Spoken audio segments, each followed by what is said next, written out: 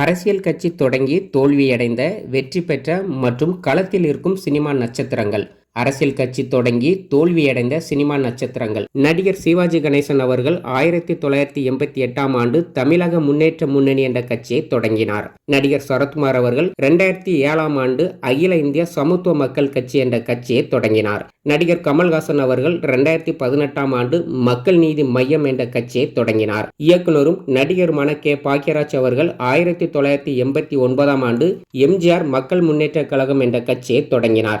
நடிகர் கார்த்திக் அவர்கள் 2018ஆம் ஆண்டு மனித உரிமை காக்கும் கட்சி என்ற கட்சியை தொடங்கினார். நடிகர் டி. ராஜேந்தர் அவர்கள் 1991ஆம் ஆண்டு லட்சிய திராவிட முன்னேற்ற கழகம் என்ற கட்சியை தொடங்கினார். நடிகர் கருணாஸ் அவர்கள் 2015ஆம் ஆண்டு முக்குளத்தோர் புலிப்படை என்ற கட்சியை தொடங்கினார். நடிகர் மன்சூர் அலிகான் அவர்கள் 2021ஆம் ஆண்டு தமிழ் தேசிய புலிகள் என்ற கட்சியை தொடங்கினார்.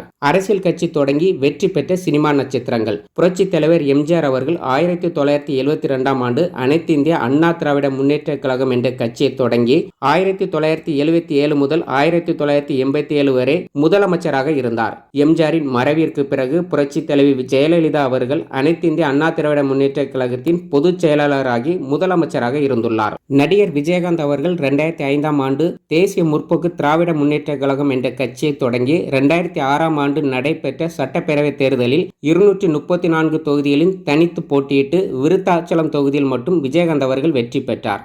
விஜயகாந்தின் தேசிய முற்போக்கு திராவிட முன்னேற்ற கழகம் 25 தொகுதிகளில் பெரும்பான்மையான வாக்குகளை பெற்றனர். அதன் பிறகு 2011ஆம் ஆண்டு நடைபெற்ற சட்டப்பேரவை தேர்தலில் விஜயகாந்த் அவர்கள் ஜெயலலிதா அவர்களுடன் கூட்டணி வைத்து விஜயகாந்த் அவர்களின் தேசிய முற்போக்கு திராவிட முன்னேற்ற கழகம் 29 தொகுதிகளில் வெற்றி பெற்று விஜயகாந்த் அவர்கள் எதிர்க்கட்சி தலைவரானார். அரசியல் கட்சி தொடங்கி களத்தில் இருக்கும் சினிமா நட்சத்திரங்கள். இயக்குனரும் நடிகருமான சீமான் அவர்கள் 2010ஆம் ஆண்டு நாம் தமிழர் கட்சியை தொடங்கினார். நடிகர் விஜய் அவர்கள் 2024ஆம் ஆண்டு தமிழக வெற்றி கழகம் என்ற கட்சியை தொடங்கினார். சீமான் மற்றும் விஜய் அவர்களின் அரசியல் எதிர்காலம் எப்படி இருக்கும் என உங்களுடைய கருத்துக்களை கமெண்ட் பண்ணுங்கள்.